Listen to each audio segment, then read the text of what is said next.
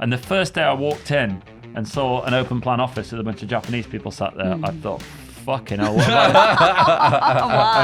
I done?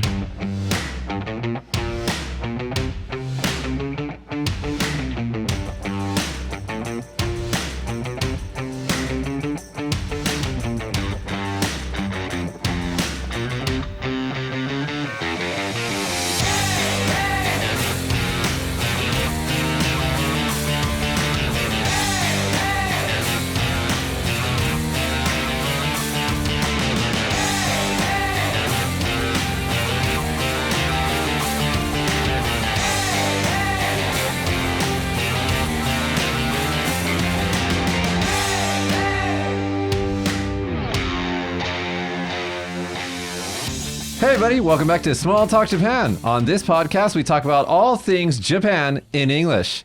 My name is Michi. My co-host is Alex.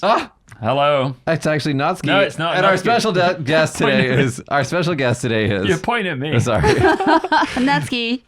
Our special guest today is Alex. All right, okay. God damn it! Don't you guys know what your roles are? No idea, man. Anyway, I just turned up. Long time friend of this show, Alex. Can you introduce yourself a little bit? What do you do? Where are you from? Hi, I'm Alex. I'm from England. I've been living in Kagoshima for 15 years? 15. Yeah, a long Go time. home already. Jeez. You go home, man. I'm not going home. All right. I'm going home. Yeah, and I work at a place called Sengaen, which is like a big kind of stately home, Japanese garden, very cool place to visit. World Heritage Site. Here in Kagoshima. Yeah, here in Kagoshima.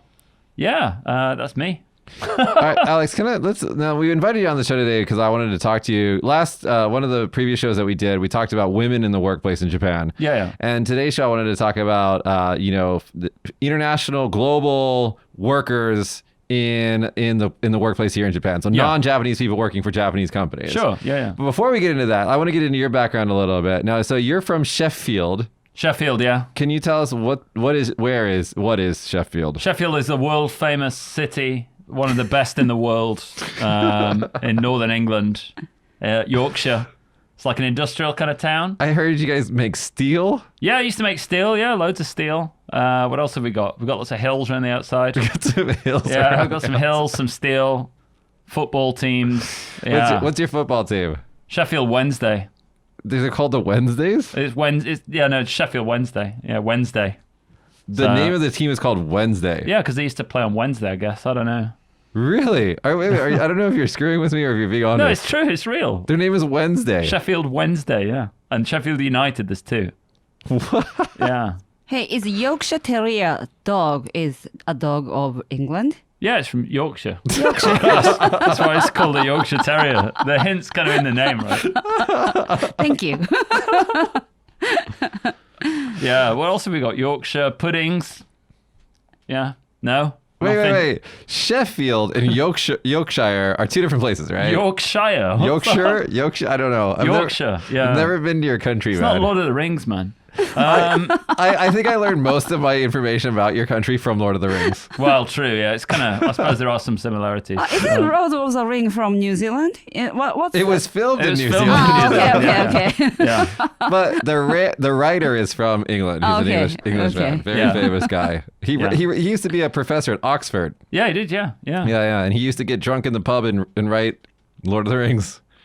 Is that the story? Yeah. Along with what was that other Christian guy?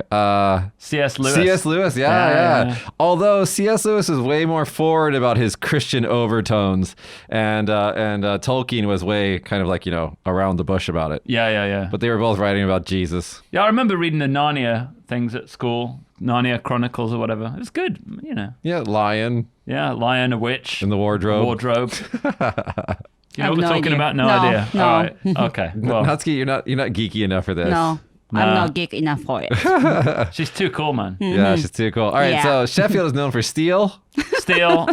Yeah. What else? Yeah, steel. Now, Alex, you're an interesting character because you moved from England to Kagoshima here in Japan. Yeah. And you took up an interesting hobby when you got here. Yeah, actually, well, Can we call it a hobby? Is that a hobby? well, kind of. Yeah, I suppose more lifestyle type thing, I guess, if you wanted to call it that. But I did it in England before as well, before I came to Japan. Now, of course, we're talking about jigenryu. Yeah. You did jigenryu before you come to Japan? No, I did a different style of swordsmanship before I came Kendo. here. Yeah. So I did a bit of iaido, which is like drawing the sword and cutting with it, and kendo as well. Iaido. Iaido, yeah. It's like is it like kendo or what's? Iaido's like basically you've got a sword, which is like either a real sword or a kind of practice sword with no edge on it, and you practice drawing it and cutting with it at the same time. So you see that all the time in samurai movies where like the samurai will just sit there with his sword sheathed, and then like when the enemy runs up, they just take it out and kill everybody. Yeah. One swoop. That kind of thing, yeah. So so basically you wanted to look cool. Basically, yeah. Yeah. I saw like a movie called Lone Wolf and Cub, or Shogun Assassin, I think it's called in English. Kozure Okami. Oh, yeah, but right? it's a very old It's old, one. right? Yeah. But I thought it was really cool, so I thought I'd like to do that. Now, Alex, you've been into Japanese culture for a long time. What got you into Japanese culture? Because you liked Japanese culture back in England. Yeah, I did, yeah. I think like when I was a kid, my mum hosted like students that came over to England for like afternoon tea and stuff like that at our house. From Japan? Yeah, from Japan, yeah. So Sheffield University's got like a big Japanese department. Oh, So they I brought see. people over from that. So I got to know them a bit, and I was thinking where they're from, what's this kind of language they're speaking, what are these presents they're bringing over. Can you tell us, afternoon tea is not tea in the afternoon, is it? Well, no, it is. Isn't there like more to it than just that?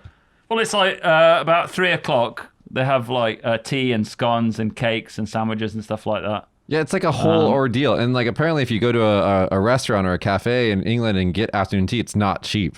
No, it's not. It's expensive, man. Yeah. Right? In America, you call it high tea, right? I don't think so. No, I think you do. I'm not cultured enough to know. I don't know. I'm sure they call it high tea in America, or royalty or some shit like I don't know. Royalty is the thing. It's like your queen and your prince royalty. Yeah. Let's not talk about that. I don't want to get onto that either.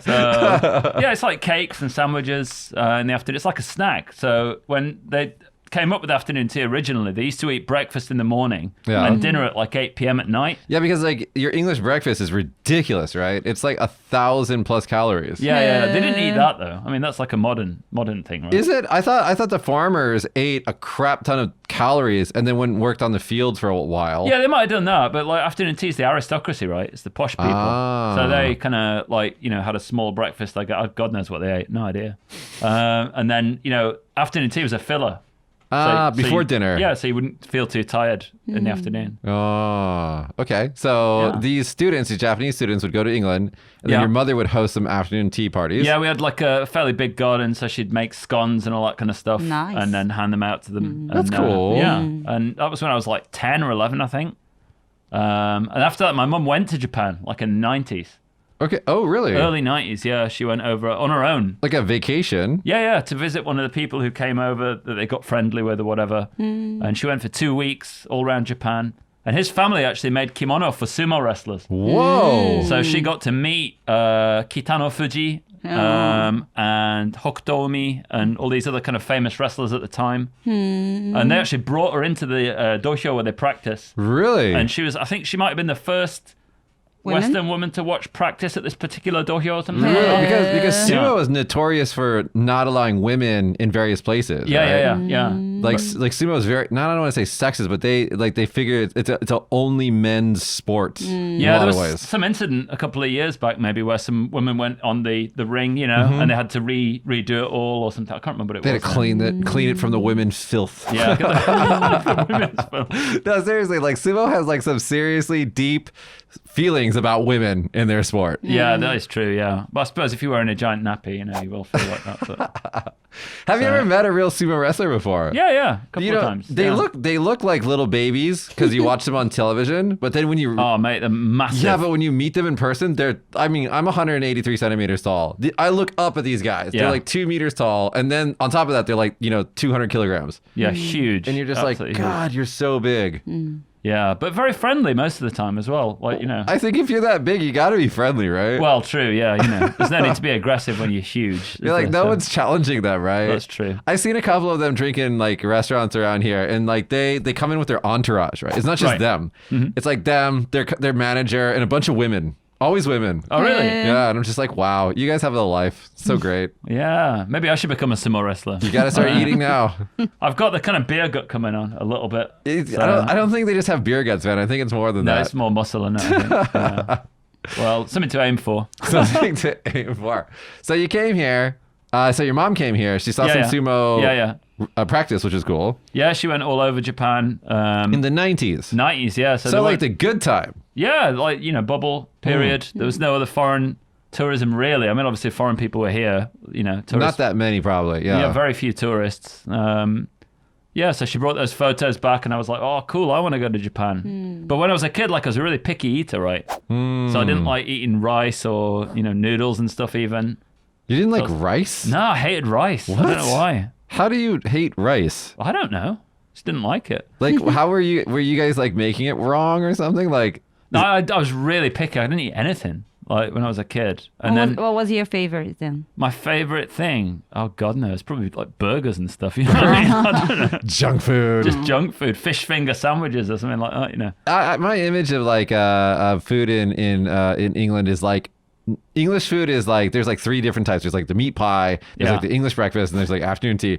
Everything else you guys eat is just foreign foods. Fish and chips. Fish and chips. But do people actually eat that many fish and chips if they're not in a pub? No, not really. But I mean, there's like lots of other kind of food as well, right? From regions and things like that. From other countries, right? Yeah, well, there's a lot of food from other countries too, right? America's all food from other countries, Dude, right? American food, I'm white on the outside, but not very white on the inside. I don't really understand white people food. Like when I go to like the South and they're eating, have you ever seen shit on a shingle? Have you ever heard this before? What? Yeah, shit on a shingle is gravy, like white gravy on toast. That sounds... It's disgusting. Horrible. White people in America, you're disgusting. I don't understand how, like, they eat, like, everything has butter in it, or gravy in it, or oil in it. And it's just like, it makes me want to throw up. I can't eat that stuff. But they need calories, right? That's why they eat so. They needed the calories back when they were farmers. Yeah. That's why if you see Americans in the 1940s, 50s, 60s, they're like skinny, right? And then you see Americans in the, recent time and they're like fats because they're eating the same food, but they're not doing the same work. Well, you don't have to go to work out in the fields and drive everywhere, right? They're still eating that diet, and they're sitting in front of a computer, in an office and wondering why they're fat. Well, you're eating 9,000 calories a day. What are grits? I never really knew I don't know. I think this. this is a question for Josh. Josh, do you know what a grit is? See, we're not very good at being white. So I had a friend who was like talking about grits and eggs all the time, and I was like, "What the hell is that?" You know what I mean? Grits sound like a muffin that you, I don't know. Hash browns. Grits is a porridge made from boiled cornmeal. There you go. No, nothing about your own country. No. I don't know anything about that part of my country because that's not the fun part. I mean, it's quite a big country, to be fair, right? So like where I'm from, like most of our we see regions of the world as like what we want to eat for dinner that day. Right. Like let's do Chinese, or let's do Japanese, or let's do Indian, right? Yeah. So we have all the world's food. So it's like I never feel like I have to, because like what is American food? American food is basically shittier English food, right? Well, yeah, I guess so. And larger as well. With more like oil and junk in it, and corn, lots of corn. Yeah, I like corn. Yeah. I like corn, though, to be fair. I mean, like, every now and then, like, for Thanksgiving or for Christmas, eating that stuff is fine. Yeah. But could you imagine eating that stuff every day? I heard American people use, like, plastic plates for Christmas or disposable plates. Is that right? I don't know if it's true or not. You know what? See, that's the thing. Okay, so my family didn't really do a Christmas like most families did, so I can't really comment, but I don't think that you're supposed to. Right. I mean, in movies, they don't. So I don't think you're supposed to, but... I don't know where I heard that. Maybe it's just... It might be like if they gather all the families together, it might just be easier to use like throwaway plates or something. True, yeah. But I don't want to disparage Americans. I don't know. Well, I like America, man. It's a cool place. Have you been? Yeah, loads of times, yeah. Yeah, it's fun. It's fun. Not right now, but it usually is fun. Yeah. Get better, America. I'm rooting for you. Get better. Anyways, getting back to your mom. So she went home after being in the country for a little bit, and then you saw the pictures, and you're like, America, Japan, that looks fun. Yeah, I was like, I want to go there. And then she's like, no, you can't, because you can't eat anything. So you'll die if you go to Japan. Treating Japanese student in your house was your mom's job? Well, no, she just like was friends with somebody at the university. Oh, okay. So they brought them over, and she just thought it was fun. So it was like a volunteer. Yeah, she was just interested in Japan, I guess. I don't know. I mean, during that time, like Japan was all in the Western media, right? 80s and 90s was all about Japanese culture in America and England. Yeah. I mean, isn't that where somebody else's mother met his father and then fell in love, and that's how we got that guy over there? He's just smiling. He just nods. Nodding. Yes. Yeah. We'll get the full story one day. One day. I've heard it before. It's great. It's great. But anyway, so getting back to you, so when did you actually finally come to Japan? So I came in 2005. So 2005, so 15 years ago. Yeah, I left it a long time. And in that period, I became able to eat anything. So I came on the JET program. Yeah, so you were an ALT when you first got here. Yeah. But unlike a lot of ALTs, when you got here, you immediately started getting involved in the culture. Yeah, well, I worked before I was an ALT. So I worked for about 5 years in IT companies and stuff in the UK. And then came here not much more mature than most ALTs, to be honest with you. Well, so guys, a lot of ALTs come to Japan. It's like their first job out of college, and they're maniacs. They go crazy. They drink all the time. They party because it's basically like an extension of college for them. It ruined their life, だね. It doesn't ruin their life. It doesn't ruin their lives. It might ruin the lives of the people around them. Okay. But yeah, no, I did a lot of drinking though when I first came here as well. Everybody does. Can't complain. But you know, I was just kind of interested in Japan and wanted to move out here, and then obviously the cultural side brought me here. So I wanted to spend more time doing that. So I thought rather than hanging around with loads of other foreign people as well, might be more interesting to try and get into the culture deeply. Yeah, while you're here. So while I'm here, yeah. But my plan was to stay for like a year or 2 years and then maybe go back again. And it just turned into 15. It just kept going, you know. Because you met your wife here. Yeah, that's true. Yeah, I met my wife after 2 weeks. Can we tell the story a little bit about that? Because I've heard this before, but this is a great story. So you just got here. Yeah. You're fresh off the plane. Yeah. Do you speak Japanese at this point? No, not all. Maybe a little. Well, could say like konnichiwa or something like that. I don't know. You say hello. Yeah. Okay. It's good. Yeah, good start. So how did you meet your wife? Like, because your wife is Japanese, right? Yeah, she's Japanese. Yeah. So I was in the office or whatever and had like an hour for lunch. So I went out and I thought I'd get a haircut because I had some time. And I walked past these two girls in the park who were sat down like drinking beer for some reason. So I was like, oh, right. In the middle of the day. Yeah. I thought, oh, you look like a laugh. And my wife's friend said like hello to me in English or whatever. I can't remember exactly what she said. She learned English from watching like Reservoir Dogs and Pulp Fiction and stuff like that. Those are like really violent gangster movies. So she's got like a really bad vocabulary. So a lot of swear words were used, I think, not in a bad way, but you know. So I basically just said hello, and then I went off, got my hair cut because I only had like an hour, right? So I came back. And they were still sat there. So I said, do you want to go out for a drink in the evening tonight? I've got some friends who are in the office as well. They might want to come out too. We can all go out together. So we went out with a big group of people, like all together. That's cool. And then just kind of managed to go out from there, I think. One thing led to another. One thing led to another, you know. Now your wife at the time, she spoke English, right? Yeah, she spoke English, yeah. Now, she did a homestay or study abroad in California?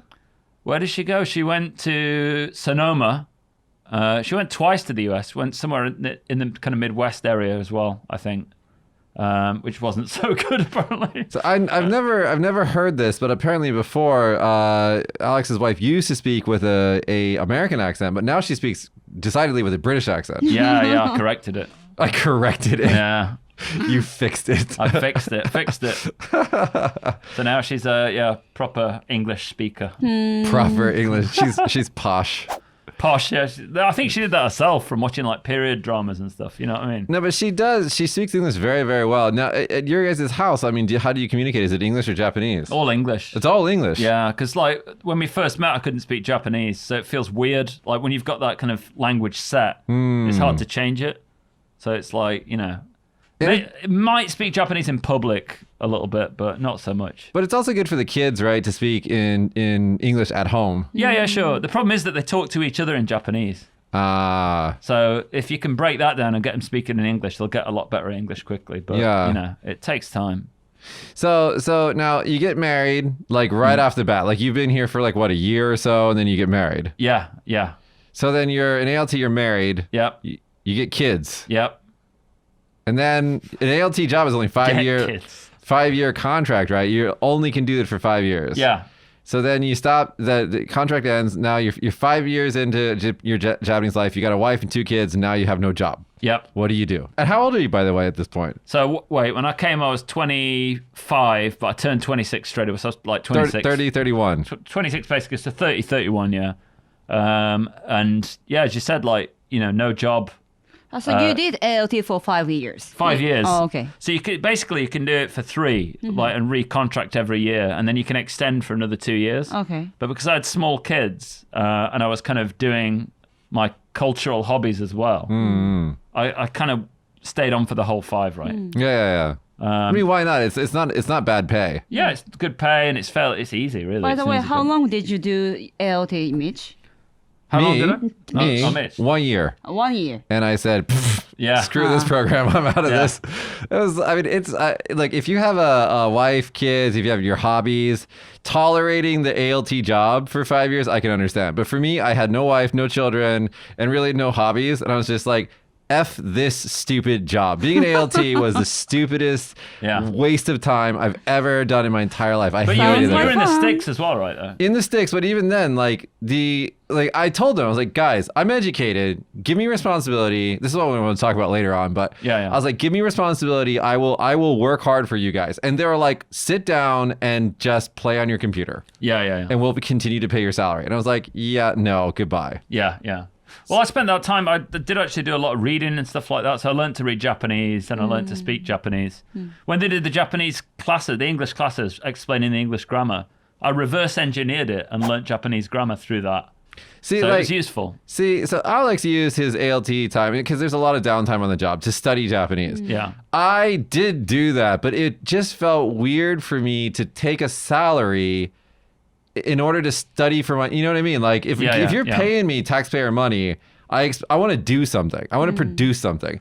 And they're just like, sit down and play on your computer or study Japanese. I'm like, yeah, screw this job. Goodbye.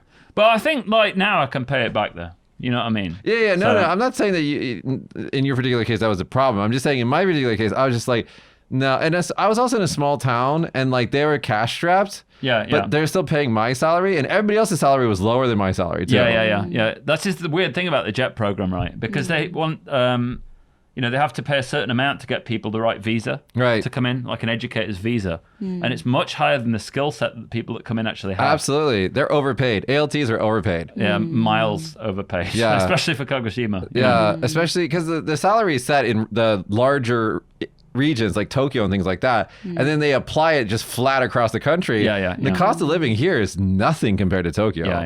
So I mean, when you finish there is a sense of entitlement there. You think I've been paid this much so far, so why can't I get paid the same amount? It drives up the prices of private English education in Japan. And you realize very quickly when you start working that that salary is not achievable immediately. You got to wake up to reality, man. You know especially with the skill set that they come. ALTs don't need any educational background. They only need a college degree in anything. Yeah. They can have a college degree in underwater basket weaving and they can get a job as an ALT. And then, they come in, not all of them, but a lot of them come in with like this chip on their shoulder, like, oh, I'm an ALT. I know what I'm talking about. When a lot of them have no idea what they're doing. So like I said, it ruins your life, right? Because their lives. Their lives. Yeah, their lives. I'm not an idiot. So Okay. Okay. But it is a good experience, Yeah, right? it's a good experience. It gets people to come to Japan who might not have come otherwise. And I do know a lot of people who stayed behind that did good things as well. Yeah. I think as an exchange program, it's good, right? If you come, you stay 1 or 2 years and you go home, it's like a soft power, right? Yeah. It's Japan projecting soft power, meaning everybody loves Japan, goes home with that I love Japan feeling. Yeah. They spread that I love Japan feeling to other people, and then it's good for the country. Okay, I take my word back. But the ones that stay for life, but then also have the entitlement, that's the problem, right? We don't want to, anyway. But you can get a kind of chip on your shoulder as well about it, right? Thinking like, I've been mistreated or whatever, or, and at the end of the day, I mean, it's pretty cushy life, it's not hard. It's so plush. It's so comforting. I mean, like, dude, you work under 40 hours a week. You're asked to do basically no research, none of your own prep. You just show up. and you get 20 holidays a year, including weekends off, Sounds like fun. and every national holiday, and you get paid more than most of the other teachers that you're working side by side with. Josh is shaking his head now. And this. And it's like, then anyway, I don't want to. Anyway, screw ALTs. So Harsh. This podcast turned into reality. Yeah. Reality So central let's today. get, okay. So Alex, so you were an ALT for 5 years, Yeah, and yeah, then yeah. 31 years old, ALT contract runs out. Yeah. So the easy life is finished. Right, yeah. It's finished. Now Yeah. it's time to get real. Yeah. 2 kids and a wife. Yeah. What do you do? What did I do? Well, I'd built up some good relationships over that time. So I did make, friends with the teachers I was working with and got contacts there. So the first thing that happened to me was one of the teachers introduced me to somebody who wanted somebody for a local TV show. So this program. I remember this. You Ken remember it? Navi. Ken Navi, yeah. I remember this now. Yeah. So I was a reporter for this kind of Japanese local government TV show, Yeah. talking about all the new programs they're doing. Yeah, and explain stuff like what that. does Ken Navi do? So Ken Navi is basically like the local government showing off about all the new projects they've come up with. So they do it every Sunday or something like for about 10 minutes on Sunday afternoon. And they obviously thought that having like a foreign dude doing it would make it more interesting. Were you the first one? Because they've done a couple since. No, I wasn't the first one. There was a couple before me, and then a few after as well. But I think it's changed back to Japanese people now. But It's probably easier that way. yeah, much easier because they used to give you a script like about 5 days before the program. Yeah. And they'd be like, memorize this. And it's all just in Japanese. So that was a massive hurdle to get over. The director was going to be like, while we were shooting it, he's going, what if the camera runs out of battery? What are you going to do then? Because you've done so many bad takes. He's going, you're not even making sense in Japanese. Like, do it again. So it was you had to harsh. memorize. Yeah. They didn't give you cue sheets or anything. They had No you cue memorize sheets, it. No, so we did it. We cut it quite a lot because it wasn't live.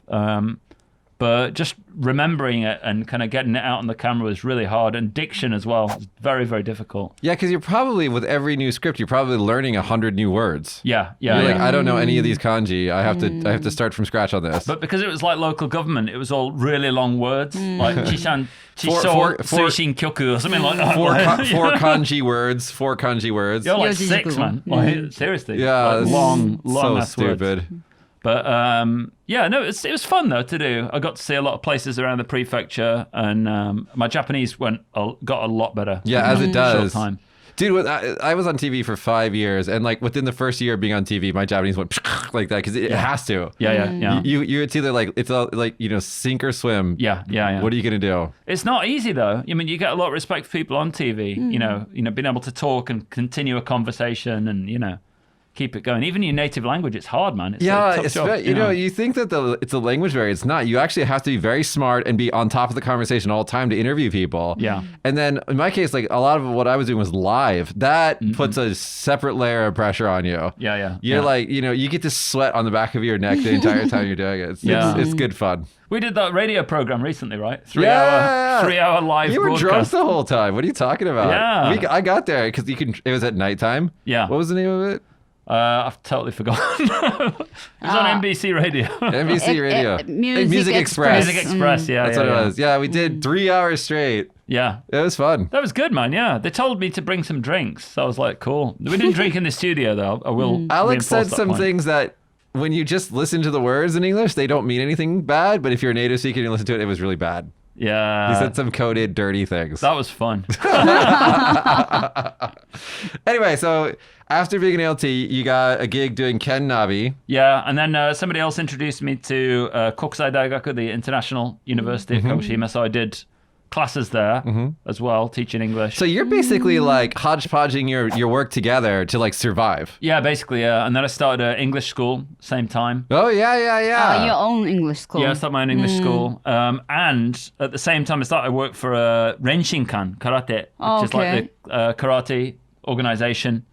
And What did you do? You teach karate for kids? No, they had like a global contest in Kagoshima with about 130 odd people from all around the world coming. So they wanted me to run the foreign segment of it. So I booked the flights. That's cool. Got visas for them. Got the hotels, did everything. I divvied up the budget, who got how much money. bloody nightmare. Now, did you? It's so hard. This is like management stuff here. Did you have management experience before you did any of this, or is this like your introduction to management and budgeting? I mean, that was probably the introduction to it, really. I mean, like when I worked in the UK in the IT company, I mean, it was like it wasn't that kind of role, right? It was just like, you know, systems engineer type, a lot of support kind of stuff, you know. But one thing I want to say about you, Alex, is that, you know, you are a very clever guy. And so when you get into a situation, no matter what the task is, you research your way through it, I feel.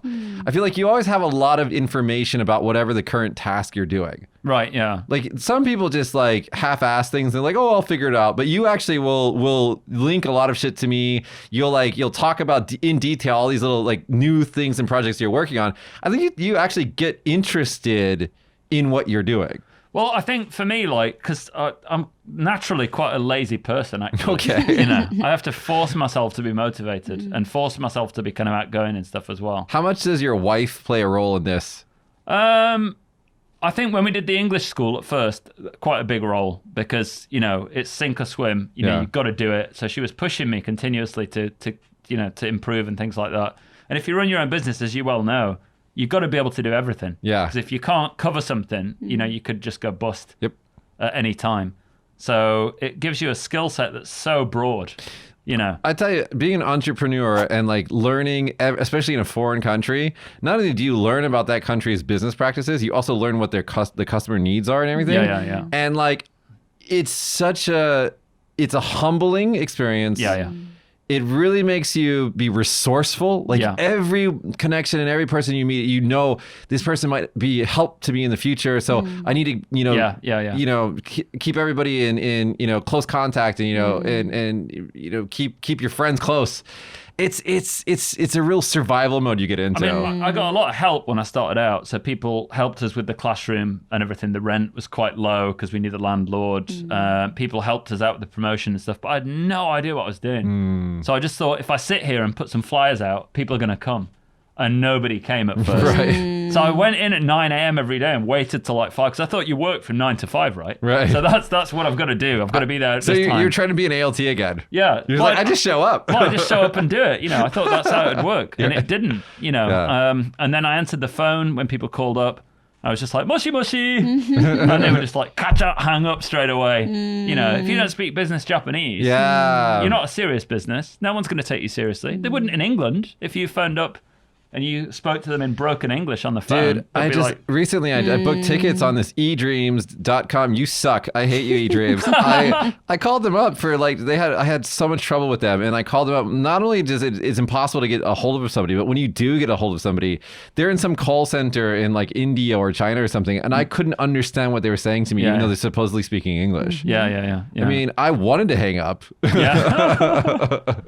But, you know, it was hard. I mean, I learned, you know, Kegel through doing that as well, like trial and error, getting hung up on quite a lot. Now, how much is the wife helping you in this role? Because, I mean, she has to be instrumental to yeah, absolutely, man. I mean, she ran all the finance side of things at the start because obviously doing finance in Japanese is hard. Yeah, it's impossible. You know, it's impossible for most the regular Japanese people to do it. Yeah. Get somebody who doesn't understand the kanji to begin with in there. It's like crazy. Yeah. And then there's all kind of legal requirements that you've got to know as well. So she did a lot of that kind of stuff. And I worked mainly on the kind of design side of things, promotion, you know, getting students in. And slowly we got a trickle of people that came. And then we got some contracts with like kindergartens and, you know, daycare centers and things like that. So you hustled. We hustled it, you know what I mean? Can I ask you this? When I established my businesses, I think that they were only possible because of the sheer volume of love that I got from the people here in Kagoshima. Oh, yeah. Like, everybody is just like, they see you working hard, and then everybody just wants to get behind you and cheer for you. Yeah. And if it wasn't for that, I don't think that I would have the businesses that I have. Well, I wouldn't have stayed if I didn't feel like, you know, and I do, you know, sometimes criticize people here and things like that and the things that they do, but I criticize them because I like being here, you know, and I want it to be better, and I can see how it could be better in some ways, and I also see how I could be better in some ways as well, you know. And coming to, you know, terms of that and balancing it up is something I kind of want to keep doing. But okay, now I understand why you guys keep criticizing about everything. It's positive, constructive criticism, though. You know, it's not just slagging off. Yeah. I mean, I think, Natsuki, that's an important point. Like, we I think that me and Alex, because we've devoted our lives to this place, right? So that because we have this love for the community here, when you see a very obvious little problem that could just so easily be fixed, it annoys you that it's there. You're like, everybody, look, we can fix this problem to make it so much better. And everybody's like, no. It's like, no, it's really simple. Look, it's right there. It's right there. You know, and if everybody's acknowledges like, okay, let's fix it, then it's not a problem. But if the problem just continues and continues, and then everybody knows it's a problem. Yeah. And then a lot of times the response is, we'll talk about this later, but a lot of times it's like, montai nai or shoganai or shikata ga nai. It's like, just leave it there. yeah, you're like, come on, guys. What are you doing? Don't give up. But anyway. I mean, it's not like we can come here and fix everything. That's not the deal at all. No. It's just like there's a few little things that could be changed to improve things, and that's all it is. It's not like we're coming to tell people, who are from Kagoshima and live here how to live their lives. Not at all. Nothing like that at all. But just there are some things that could be done a little bit better, and because we've lived somewhere else, you we've can got compare. another perspective. Right. So that's all it is. Now, getting back to so you had your school, you established your school, you ran it for, I think, 7 years? Yeah, 7 years, yeah. So you ran your school for 7 years, and then an associate that you brought on board, at some point there was a handoff where he took over the school. Yeah. Because you got an opportunity to work where you're working now, and this Yeah. is what I'm really curious about. Tell us a little bit, where are you working, and how did you get into this company? So, well, we got into it because, because you did it with me. TEDx. I know, we're trying to tell them. Yeah, I know that. I know. I'm leading into that one. Okay. TEDx. Yeah. We did TEDx in Kagoshima, right? So we did, the TED independent events or whatever. And various companies sponsored that event. People were quite interested in it, actually. It went pretty well, I think. It was a very scholarly, highbrow event that we, honestly, that was an interesting thing for you to come up with that idea. Alex, this was like 2014-ish or something like that. Alex just approaches me one day. He's like, hey, I want to bring TED to Kagoshima for TEDx Kagoshima. I think we have a lot of cultural good things here that we could talk about, and it'd be really interesting to do. Are you on board? I was like, hell yes, let's do it. We brought a bunch of other people on board, and then, but the first initial person who raised his hand and said, let's do it, was Alex. Yeah. And then we built out the team from there, and then we needed sponsorship, obviously. And then the main sponsor became Shimazu. Right? Shimazu. Yeah. So was Ted already famous at that time? Not in Japan. Not I mean, in obviously, Japan. globally. Globally. Overseas, yeah, really big. Oh, okay. But not in Kagoshima, not in Japan. nobody knew it. No, Okay, so you brought here. we had to explain what it was. Okay. Right? It's so hard to get people to understand what it was. At They the had NHK had super presentation. Presentation, yeah. Okay, that was it. But even then, like, that came on at, like, I don't know, some weird time, and nobody watched it. Yeah. So we'd be going in to meet people, and they'd be like, what are you wanting to do exactly? And they'd be like, you've got to talk for 18 minutes about a big idea. They'd be like, what, 18 minutes? That's kind of short, right? Like, Yeah, because, Japanese guys do like to talk in their speeches. yeah. So, and obviously, I think, like, if you watch a lot of Japanese presentations work a lot on data. People like hard data. So if you don't use hard data and you've got, stories that are based on data or, information that's based on data, it's not looked at as being so serious, perhaps. So TED's a bit like that because it uses, like, nice pictures as backgrounds and things like that. And it's more kind of narrative based. Yeah, it's a story. Yeah, story based, right? And it doesn't necessarily go over so well straight away with serious kind of business people in Japan. But we managed to, get the support of some forward thinking people, including, Shimazu Limited.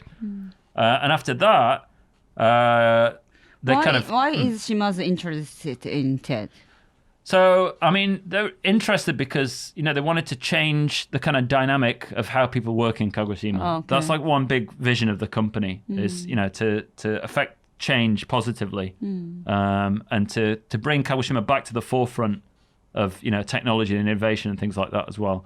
So obviously at the scale we're at, it's not possible to, overtake Sony or something like that. But can we actually? So I think when you say this to Natsuki, she just immediately understands. But for those people who don't know that much about Kagoshima, when you say bring us back to the forefront, what do you mean?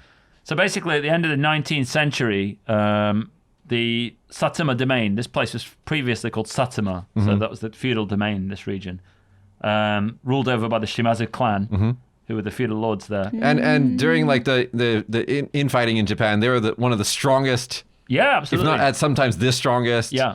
do we call them armies? What do we call them? Clans, I guess. Clan would be the right word, I guess. And then basically in the late 19th century, they kind of heard that China was getting colonized by Europeans. And to Japan, like, China's a huge country, right? It's massive. So you think this massive neighbor of ours is getting kind of picked on by Europeans. These European nations we've never heard of. This guy. Hey, hello. And America. Thank you very much. Yeah. But, so they were kind of panicking, basically, thinking, oh, God, what do we do? So they realized they needed to modernize quickly. So Shimazu Nariakira, who was the lord here, managed to get hold of Dutch textbooks, and they copied the designs in those and made kind of an industrial complex like themselves. So imagine... They started making cannons. Making cannons, They started making guns. Militarizing, and at the same time, with the byproducts from it, making craft products as well. Yeah. So they wanted a strong military and a cultured and rich lifestyle for the people that lived here. At what timing, we have the Satsuma students who travel to Europe. One goes to California. Yeah. What's the timing of that? Is that around this time or is that way after? That's after. It's not too late, too much later, but it's after that happened. Okay. Because basically the start of the Industrial Revolution in Japan could be argued happened here. Yeah, I mean, the main places be, Saga and Kagoshima, really. And then also Site, and what is it, with Mount Fuji? Shizuoka? Shizuoka. They also have a smelting furnace there as well. Yeah, reverberatory furnace, yeah. So, it kind of spread out. The craftspeople from this region went all over the country and taught people how to modernize as well. So, that kind of innovative spirit and kind of not giving a shit, really, just giving it a try. Yeah, you should also mention that at the time when Japan was having the country in change, the Sakoku period where it's an isolation period of Japan, Satsuma especially, and then like this region continued to trade. Yeah. They're like, screw you and your rules. We're going to do what we want to do. Yeah. No, they traded with China through Okinawa. Yeah. Using Okinawa as a kind of gateway to the outside. And they also got guns through Tanegashima from the Portuguese, was it? Portuguese, I think. No, the Dutch? Hold on. Yeah, the Dutch. So they were getting guns. Yeah, and then the Portuguese brought Christianity. Yeah, and then that didn't work out so well. Well, the Spanish, it was Francisco Xavier was the missionary, They came here and then stuff happened. They were like, we'll have the guns, but keep the Christianity, thank you very much. So it's always been like an innovative region, always looking to the outside to find interesting things Historically, to use. right? Historically, yeah. And then when the power moved from, all around Japan and centralized into Tokyo and stuff like that, this region kind of slowly faded. Well, they got left on the outskirts, right? Yeah. So the political power and, political power was in Edo and Kyoto originally anyway. Edo meaning Tokyo. Yeah, Tokyo. But, everything industry went all the way to Osaka and things like that. And Kagoshima was kind of left with not a lot, really. Yeah. So it became very agricultural again. Yeah. And never really managed to kind of industrialize properly. So I think people here have got a bit of a complex of being in the country or, being like inaka, they say in Japanese. Yeah, for a region. Because like whenever I talk to people, if I go to Tokyo or Osaka or something like that, and they're like, "Oh, where are you from?" I'm like, "Oh, I live in Kagoshima." They're like, "Oh, you live in the countryside." Yeah. I'm like, it's not that countryside. It's actually quite a big city. We have the bullet train, dude. Thank you. Well, actually, for England, this is a big city. It's like a pretty big city. Your guys' cities are weird. They're like these tiny little, like in America, we have like these sprawling cities that just go on forever and ever. They never stop. You guys actually have like little things, like these little villages that kind of got a little bit bigger, and you all have different accents, even though you live 5 minutes from each other. Yeah. But now I understand why Shimazu got interested in TEDx. Thank you for explaining. No, that's the reason behind it. That kind of thing, to bring in new ideas to, And on top of that, at the same time, Shimazu was bidding to create Sengayan as a World Heritage Site. Yeah, that's right. And one of the things that, really goes in your favor to make to be a World Heritage Site is to support local cultural things like events and things like that. Yeah. And TED is like, obviously it's a cultural thing. I mean, in our TED events, they talked so much about Kagoshima and, like just like katobushi, which is like bonito flakes and stuff like that. Yeah. Like all this regional stuff. And so, Shimazu was just very interested in that. Yeah. And thank you, Shimazu, for being the sponsor for those events. They would not have happened without you guys. Yeah. When we had the sponsor logo page, it's like everybody's logo is like basically sized for how much that they gave. Yeah. And it's just like, Doge! Shimazu. Big. Yeah. Yeah. So yeah, they were our main sponsor. It wouldn't have happened without them. No, it wouldn't have happened, no. And it happened after that as well. How many did we do? We did quite We did a about lot. five Yeah. total with the Yeah. TEDx women and everything. And then a little bit of Pecha. I wasn't involved with that so much, but you know. I kind of faded out with Pachakacha. Yeah. Can't really comment on that. But anyway, yeah. But then, so how did you get hooked up? Okay, so the person who brought in Shimazu as a sponsor was Yeah. not you. No. So how did you then hook up with Shimazu? So I got introduced by Akiko, Yes. who got the sponsors together because she's obviously very well known here in Kagoshima. Akiko is the co-host of Women's Gedoku Show, which Yeah. Natsuki is the other co-host. It's a Japanese show made by women for women. Yeah. We'll put a link in the description below. You can click on it and check it out. If you speak Japanese, it's not in English, it's in Japanese. Yeah. So Akiko introduced you. She introduced me, yeah. So we went out for a meal, had a chat, thought about what, his vision was and what he wanted to do with this company and also what, I want to do as a job. And I said, there's a slight dead end with teaching English for me because it wasn't the kind of job. I enjoyed doing it, but I enjoyed doing it because I forced myself to enjoy doing it. If you know what I mean? It wasn't your calling. No, not really. I kind of learned to love my work. So that's helped me now because anything I do can be fun. You know what I mean? You can make anything fun if you learn to love it, right? Yeah, Anything it's a can be good your lesson. ikigai. You can either do what you love or love what you do. There's only two choices if you want to succeed. What you don't want to do, and this is just my personal advice, you don't want to go to work and think of work as that thing that you have to do Yeah. in order for you to do your hobbies. Yeah. If your job is this thing that you tolerate in order to do your hobbies, you'll hate your life. Yeah. You'll never be satisfied. Well, it's like work-life balance is one, but like Jeff Bezos was saying, like there's no work-life balance. It's just a blend of the two. So I mean, you can choose whichever you like. I think. I agree. I don't think that there is such thing as a work-life balance. And what does that even mean? Yeah, I know. I mean, is that just because we're workaholics? Maybe. Yeah. You're a workaholic as well. I know. Yeah, that. I don't ever. I'm never not working. But I do enjoy it though. It's not like I don't enjoy it. It's fun. You know what's terrifying? Having nothing to do. Yeah. But some people like to having nothing to do. Maybe. I fill my week, like I get these long weeks of they're not holidays, but they're no class weeks where my school is closed. And I'm like, I could easily take that time and do nothing. But every single time we get up one of those weeks, I just fill it with work. Yeah, maybe. Yeah. Like I cannot sit still and sit idle. It's just, it's horrible. Yeah, I do that as well, actually. But I mean, when COVID happened, and Sengayan closed down for a period, I took a bit of time off then, and I actually found it really refreshing to Like just, a sabbatical. yeah. So just to have some free time. I came to Sengayen during the COVID closure, Yeah. and Alex is always usually wearing a nice, spiffy 2 or 3 piece suit. He looks very British, looks very proper. I came there, you were unshaven, and I think in a t-shirt.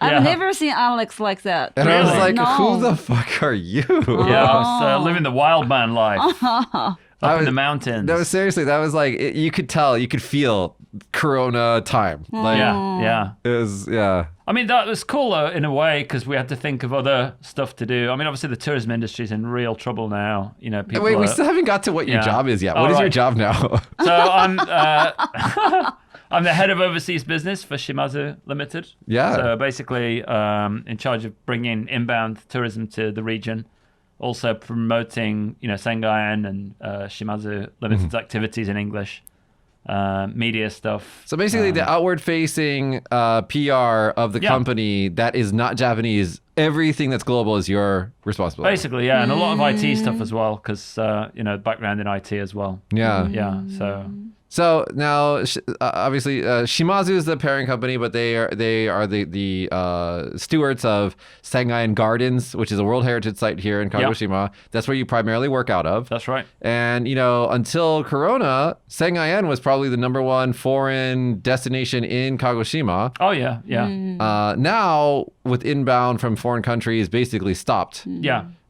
It's still a favorite for locals. Yeah. But yeah, it's a really interesting place for you to get to work at. I mean, it's a historical, traditional Japanese not only just business, but just a location. Well, I mean, for me, on paper, it's the perfect job because university, I studied history, Yeah. industrial history as well. So that ties in with this region. And then my hobby was kind of Japanese culture anyway. Yeah. And then obviously working in IT, I got an IT kind of background. So that fits well with digital marketing and kind of web systems and things like that. And then working as an English teacher taught me communication. So I learned Japanese. Resourcefulness, communication, and on top of that, Yeah. like you learn how to market your product. Yeah. So I Mm. learned how to sell, how to talk to people and keep their attention, how not to, upset people in conversation, because sometimes you can say things that are abrasive or whatever. He still does, though. Yeah, I know. I get away with it though somehow. I don't know how. But when to dial it back and when to push it out, whatever. So all those skills came together in one place, really. So I was lucky, more than anything. That's the best kind of job where it just uses all of your particular skills. Yeah, You just fit. yeah. And you look good doing it too. There was Sengayan won a prestigious award in London, I think it was. Yeah, it was. And I saw the photo shoot of that on your Facebook. And you just when you're receiving the award on stage, it just looks like you should be doing that job. You know what I mean? You just like your visual fits. Right, yeah. No, it was fun. It was a good event. It looked like Academy Award. Yeah, it was quite fancy. It was a fancy thing, Mr. Bradshaw, here is your award. Yeah. I didn't realize we'd won. So I was sat at the table, like having some champagne or something, like get a little bit tipsy. You prepare your own tux. You wear very nice That clothes. one wasn't a tux. That was a suit, Suit? I think. Oh, okay. Yeah. There was Okay. another one where I was wearing a tuxedo, but that one was like a suit. And we were sat there and they read out the award winners, and it was like third place, Warner Brothers with the Harry Potter experience in London or whatever. So I was like, oh shit, we're never going to win this. And then they were like, second place, Sengayan, yeah. So I was like, oh God, that's great. And then the woman next to me went, that's you better go up and get it, So I realized then, but yeah, so we came second. Just a good achievement. I mean, for a small region like where we are here in Japan, to win a global award like that is really cool. Now, Alex, how long have you been working at your company now? And first of all, how old is this company? So Shimazu Limited was founded in 1922. But its roots go back. So it goes back. I mean, the Shimazu family's been in Kagoshima for 800 years. 800 years. Yeah. So we're talking, you're working for a family that has been established here for 800 years. Yeah. And then the present CEO is the 33rd generation 33rd generation. head of the family. How many American presidents have we had? I think we're on 45 now. Yeah.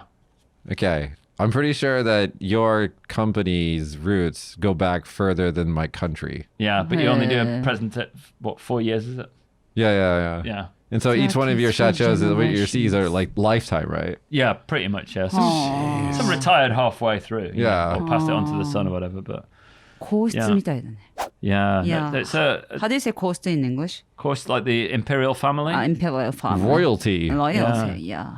But I mean, in England, that's something that we're used to. It's pretty normal. to Yeah, have- see, I can't deal. Like, you guys Really? have like a prince and a princess and everything. And I Yeah. love your queen. Yeah. She's great. I love her Christmas address Yeah. that are it's now on good. YouTube. She's like the cutest thing in the world. I love her. I don't mean to be disrespectful, but she's the best.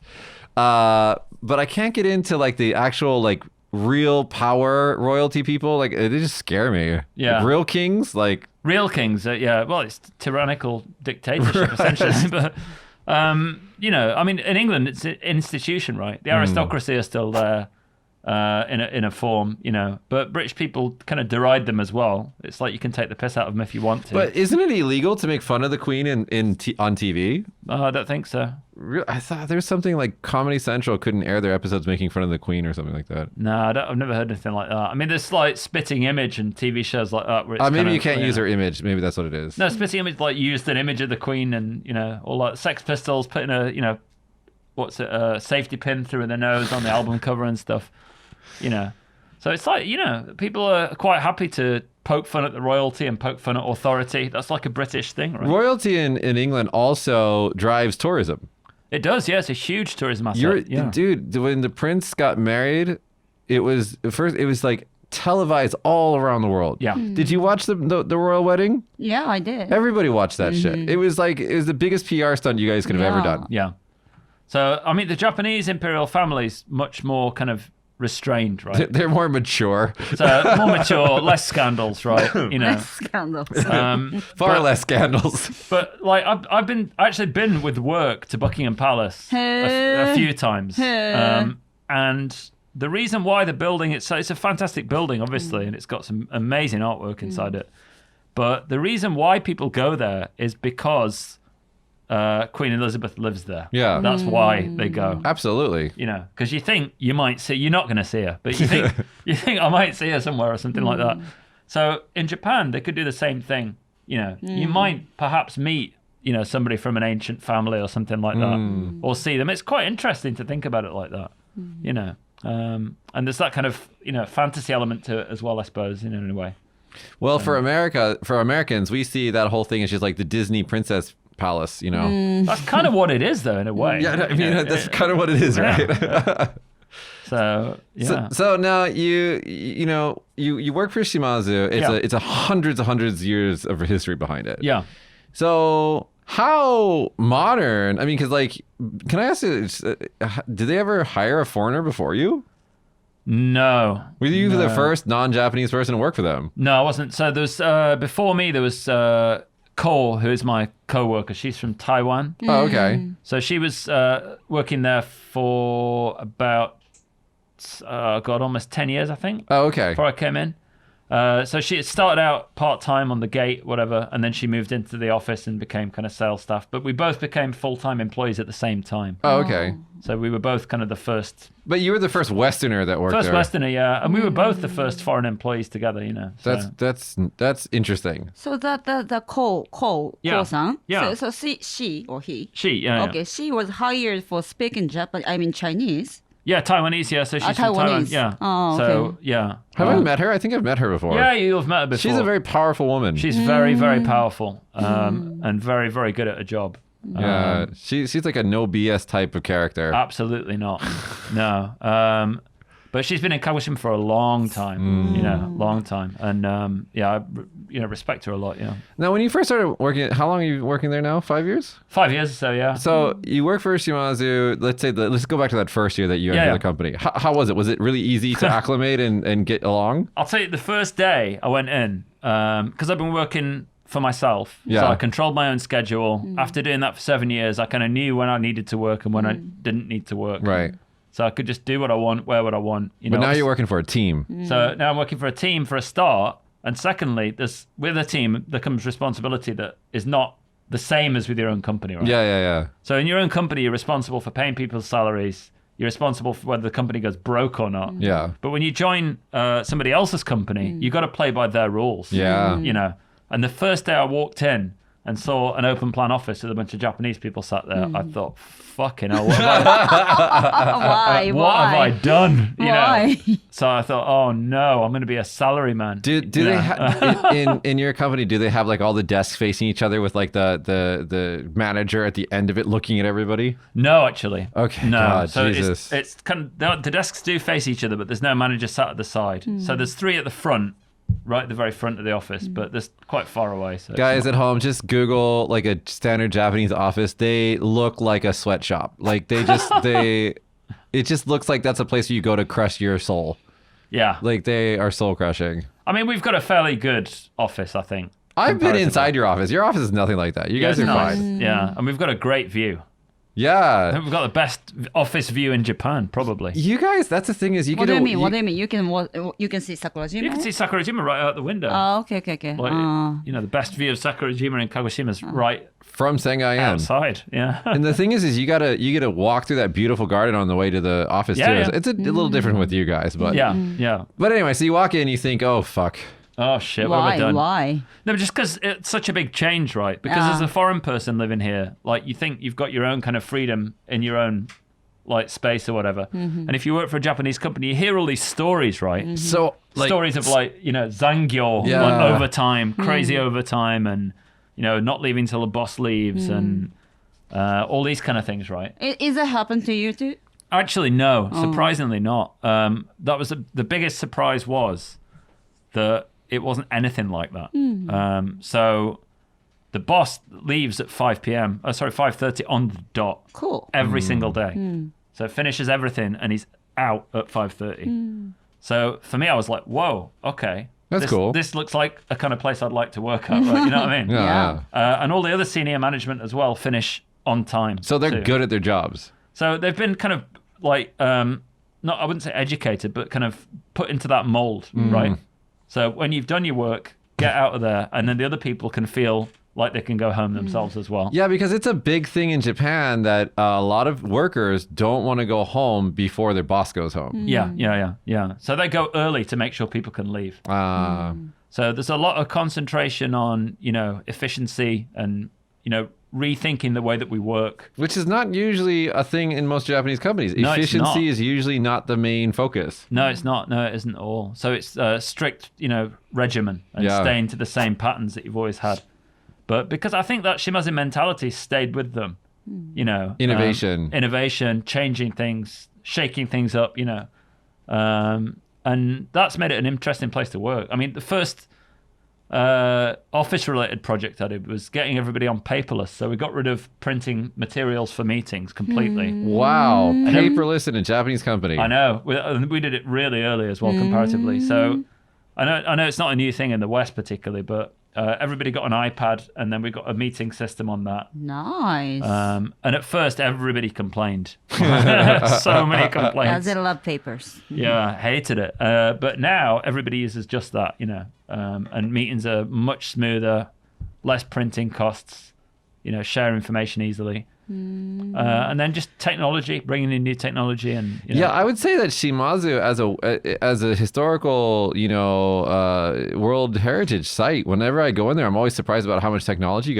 you guys incorporate. How did old employees adjust to that new custom, like no paper or things like that? It took them a while to get used to it. Okay. So when we did the meetings, everybody, has their turn to speak or whatever. So the meetings are still very Japanese style. Yeah. So, everybody takes turns. And when you finish, there's a little feedback and then you finished. But they'd kind of not know how to change the page on the iPad and be panicking a little bit. So somebody next to them, they'd pass it to somebody and they'd change it for them. Yeah. But they actually got used to it fairly quickly. Nice. A couple of months in. Yeah, old people are problem. they're not incapable of learning. They can learn new things. Yeah, that's true. Yeah. Okay. So it took a while to get used to it, but it's getting there. All right, let's kind of boil this down. What have been some of the challenges of working for a traditional Japanese company? Challenges, eh? There are quite a lot of challenges culturally, What are some? Yeah, what is it? Because I work for myself. Yeah. Right. So the two companies that I work in, they are my company. So I set the tone for everything. And my companies are very much so like a Silicon Valley type of feel to them. Everything's startup style. Everything's fun. Everything's open. But when I worked for other companies, for example, the television company that I used to work for, it was not fun because there's so much, I just felt like unnecessary rules and positioning of people and stuff, and I was just like, oh, you guys are wasting your time. What are you doing? I mean, there's a lot of rules, paperwork as well, a lot of paperwork. So some people would pass that off to a Japanese staff member and say, I can't do it, I don't know how to do it. But because I'm a stubborn fucker, I just thought, I've got to do it all myself. So I learned how to do all the company systems on my own without any assistance. And that actually took a lot longer than I thought it would, because there's a lot of stuff to do. We've got rid of it actually now, but, Ringisho, where you've got to make the proposal and hand it around all the departments. And Get them to stamp get it. the stamps and stuff. Actually, we've got rid of it completely now. So we have a digital version that goes through only the people it needs to go through. Well, that's cool. So that's a kind of recent development. But at first, those things were a big hurdle. And also gaining consensus, right? So Japanese companies are quite siloed. So everybody's in their own department, and those departments don't necessarily interact with other departments very well. Yeah, they kind of stick to their circles, their little groups, and then they don't communicate with each other. Yeah. So a good example of this is everybody thinks that Japanese people are super cooperative with each other and work together a lot, but they don't. They work together in small groups very well, but not in large groups generally. So as an example, I don't want to name names or anything like that, but there's an island to the south of here that's got nice beaches. They've got quite a lot of different tourism organizations on just the one island, and it's a tiny island. You know, they could just all do it together. But because each village wants to do their own shit, you know, they have to have their own group. Yeah. So it wastes a lot of resources. Yeah. Sounds like, you know, downtown area of Kagoshima, you know? Yeah. You know what I mean? Yeah, Temukan area has a lot of the same bullshit where there's all these little kings, basically. I didn't name it. Yeah. My businesses are in Temukan, so Okay. they have all these little kings, you know, and they all have their own little ideas about things. And I'm like, you all just need to work together. Yeah. And the thing is none of them are particularly that smart. I'm sorry, but they're not. And so, like, you know, if they would work together, they would have better results. Yeah. But because I think it's pride. Yeah, there's a lot of pride. Everyone wants to be number one. Right. I'm just like, and then there's just, I don't want to talk about it. Yeah. So Kagoshima is unusual because it's got a lot of family businesses. So like kigyo is the Japanese word for company, right? But in Kagoshima it's kagyo, which means a family business. So because it's a family business, the person at the top has a lot of control, right? And because of that, they've also got a lot of pride. So they find it difficult to work with other groups and things like that as well. I find it almost impossible to work with companies where the top is a biological CEO. Like that's the son of the old CEO or something like that. That whole sire thing. Especially since now maybe historically it was different, but in recent terms, especially after the bubble, a lot of the sons that become CEOs of like the former generations are not very good at what they do. They're playboys, they waste money, they're not smart. And then not every case. Not but, every case, a lot of times. And then they destroy the companies. Yeah, I think there's a lot. If people don't go anywhere else and don't do any other job and then just sit there and take it over, it's probably going to happen, right? Right. But I mean, So- like, I know how hard it is because my dad had a business, right? Yeah. Quite successful computer business or whatever. And he wanted to hand it on to me to take over, but I didn't really want to do it. And I knew that his way of doing things would not really match with me. It wouldn't be the same. So, you know, we decided not to pass it on and let it, you know, develop however, whatever. But, you know, passing it on to the second generation and then the next generation is very, very hard. You know, it's not easy. What surprises me about your company in particular is because I've met the CEO. He's a very clever person. He's very well educated. Yeah. You know, he brought you on, which is, I think, a very, you know, unique move. Yeah. And so, like, how in your company, how do they keep the CEOs sharp and, like, you know, able to do their job? Because they are within the family, right? Yeah, it's the same family line. Well, there's obviously the education and being brought up and seeing it around you, I think. And then, you know, he was a banker, you know, like quite a good, Successful banker. really. So going outside of, you know, the sphere and seeing how other So people he work. went off, learned experience, and then came back. Yeah, quite a long time as well, not a short period. So, you know, bringing all that knowledge back as well has really, really changed the way the company could have gone. So he knows the world. I mean, he knows the other side of his Very company. much so. That's so important. That really is important. But what I always get the feeling is this always kind of thinking 2 steps ahead. You know, like thinking beyond what I would have thought. You know, I think I'm fairly smart, but then I hear an idea and I'm thinking, oh shit, yeah, I never thought of that. And there's been quite a lot of moments like that, especially in the last couple of years. Where he's just many steps ahead. Like a long way ahead, yeah. But the problem there is obviously that whether people can keep up with it or not. Yeah. Can you keep up with your CEO who's too sharp? Yeah. No, but he is very, very sharp, you know. No. Yeah. Now we're talking about some of the, I guess, the differences and difficulties, but let's talk about some of, before we run out of time, let's talk about some of the wonderful things about working at such a historical company. Yeah. I mean, for me, like, obviously being at a place where it's steeped in history, you know, the history's still alive, it's still alive and kicking. And, you know, being a part of telling the story of that to the next generation of people here in Kagoshima and also promoting it to people around the world. You know, it's just like a dream job for me, basically. So you know history, you know Kagoshima history more than I do. Like, you know very much. So Everyone knows more than you do. I know. But anyway, did you study after you got in the company?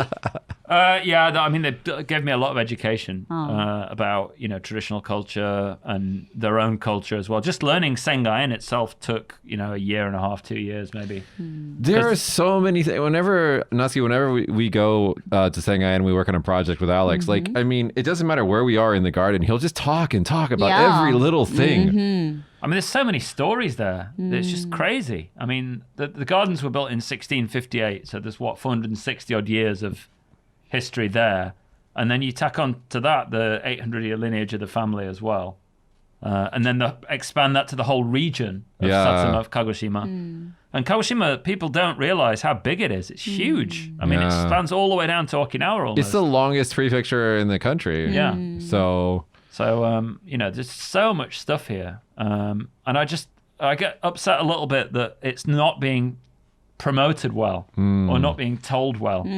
So oftentimes when it comes to promoting in English or whatever, it's like the story's not being told as well as it should be. Well, that's why we have you. Well, yeah. You're here to fix that. I can't do everything there. Try to, but I can't. Yeah. All right, Alex, listen, we do need to close down the show. We're going to go on for hours. Listen, every time you're on the show, it's always super interesting. And so we definitely want to have you back. Yeah. Before we let you go, though, can you tell us what's going to go on for the rest of the calendar year in Sengai-en? Yeah, sure. I mean, we've got a few events coming up.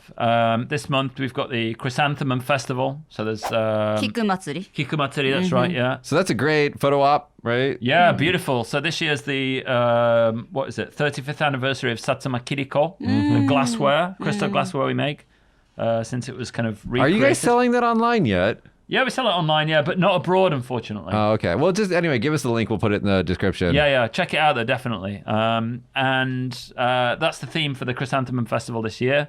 So there's going to be some great displays with beautiful flowers. The gardeners have spent like 6 months getting ready for it. Wow.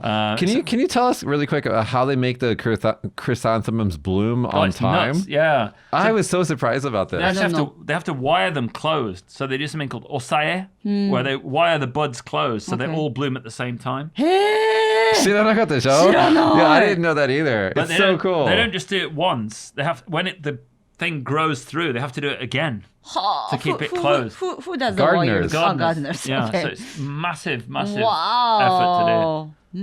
Massive effort. Yeah. So if you see that, it's if you know that when you look at it, it's so much more impressive as well. And then we've got what have we got? We've got the teppotai, the rifles, matchlock rifles, demonstration in the gardens, also drumming. Yeah. Check out the website; all the events are on there. Yeah, we'll link the calendar in the description. Yeah. And also, before we let you go, last thing, can you talk about the annual pass? It's a 1-year pass. 1 year pass. It's 1,800 yen. So cheap. Buy it as a pair, 1,500 yen. And you can go to Sengai as much as you want, see all the events, やばいね。 Yeah, it's dirt cheap for what it is. It's so Yasugi. crazy. Yasugi, hontoni. So buy one. Come to Sengai and buy one. All right, guys, that's been our show this week. If you guys enjoyed today's show, we're thinking about inviting more guests along for our future shows. If you enjoy it, give us a comment below in the comment section. Other than that, thank you very much, Alex, and we'll see you sometime in the future. Cheers, man. Thanks for having me. Bye. Hey everyone, Josh here. Thanks for watching this week's episode of Small Talk Japan. Small Talk Japan was filmed and recorded in Kagoshima at Story Studios. This week's episode stars Michi, Natsuki, and Alex, and is produced by me, Josh, and is executive produced by Michi. Hair services provided by Drops Hair Tenmonkan. This week's episode is sponsored by Stapleton A. Kaiwa. Leave a comment below and let us know what you think of the show. Thanks again for watching, and if you enjoyed the show, click here to subscribe and click here to watch more. See you next time!